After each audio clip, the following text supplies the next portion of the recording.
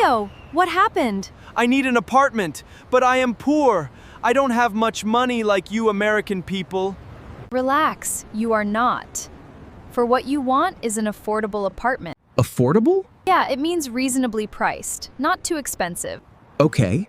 A boatable apartment. What size are you looking for? Large or small? Large or small? Small, but I've so much things. I own half of IKEA.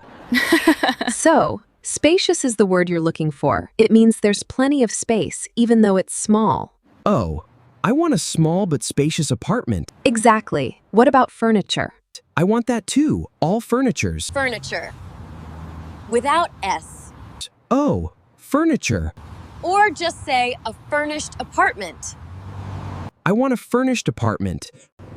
Also, I need a short way to bus and taxi. A short way? Yeah, I don't want to walk 100 years to the bus. You mean easy access to public transportation?